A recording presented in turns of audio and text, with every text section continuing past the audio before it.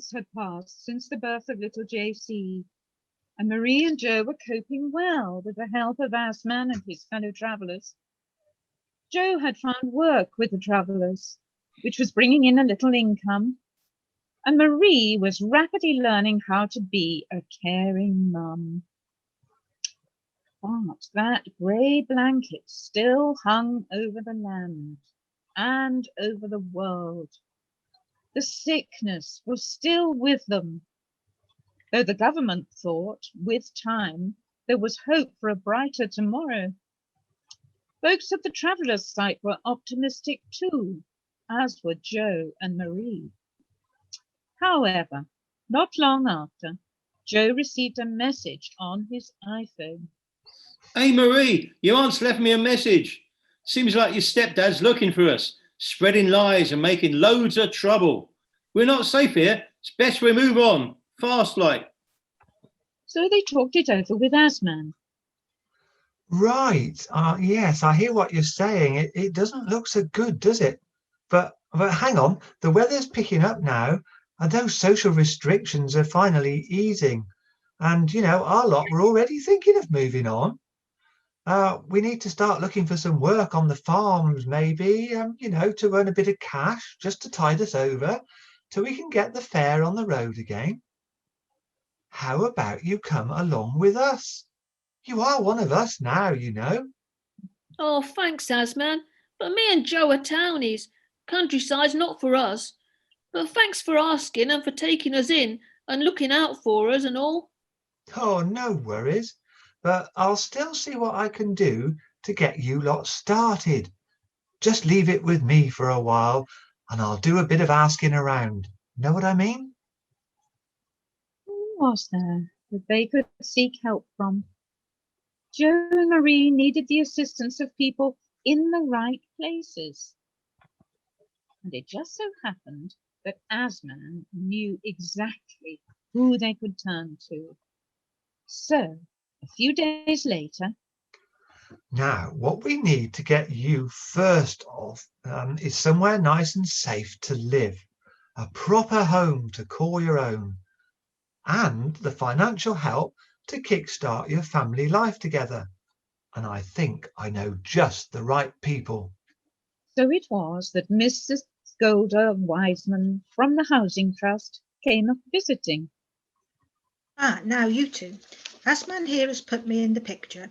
He's an angel, isn't he? I know of a new development not far from here where the contractors are looking for some carpenters, and you should be able to rent one of the new starter flats. Are you interested? Were they interested? Joe and Marie were more than interested.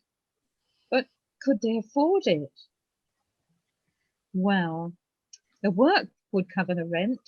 However, they had no savings and needed to find some state help. Then, in next to no time, another of Mr. Asman's friends knocked on the caravan door. Hello, you two. Just saw Mrs. Wiseman round the corner. Has she been round to see you? I don't know if my mate Asman said what he would be calling by. What a saint he is. My name is Frank Innocent. I'm from the social.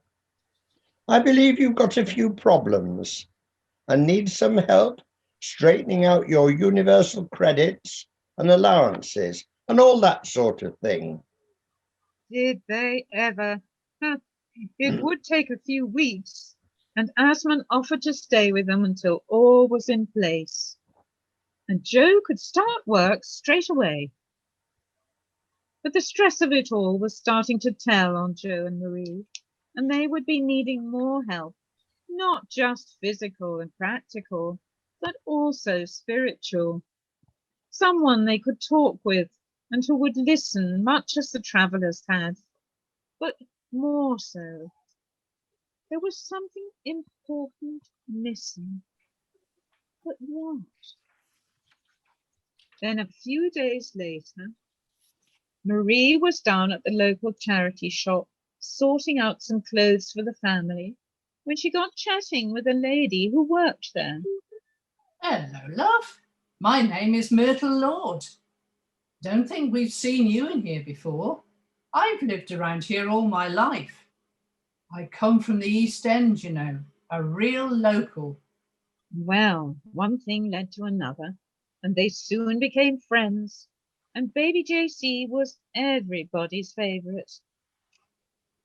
Do you know what? We could do with a hand in here, in the shop. And you could get first pick of the stock, even though we're not supposed to, of course. You up for it? Marie most definitely was, and she was able to get out and meet a few folks. However, she was still missing something in her life. She still felt lonely, despite Marie and Myrtle getting on so well together. But Myrtle came up with an idea. Why not come along to one of our church services this Sunday? So she and Joe talked it over and decided to give it a try, though they had never been in a church in their lives. What was there to lose? And Myrtle would be there. Of course, social distancing made things a little more difficult than they should be, and they were not supposed to sing out loud, though some did sing quietly. And it was a chance to meet people and maybe look at life from a different perspective. Despite still not being able to meet and talk together properly like it was before, there were no hugs and kisses. Well, maybe the odd sly one. Marie would meet up with caring folks, maybe at the Spoons in a group of 6, and put the world to rights over a coffee or something more spiritual. Then there were the Zoom meetings and WhatsApps, and you are never alone with Twitter or a phone. But was it right for Marie and Joe? Well, you never know until you try. And so they did. And do you know something? Sometimes the Lord works in mysterious ways. For I was hungry, and you gave me something to eat. I was thirsty, and you gave me something to drink. I was a stranger, and you invited me in. I needed clothes, and you clothed me. I was sick, and you looked after me. I was in prison, and you came to visit me. Then the righteous will answer him, Lord, when did we see you hungry and feed you, or thirsty and give you something to drink? When did we see you a stranger and invite you in, or needing clothes and clothe you? When did we see you sick or in prison and go to visit you? And the king will reply, truly I tell you, whatever you did for one of the least of these, my brothers and sisters of mine, you did for me.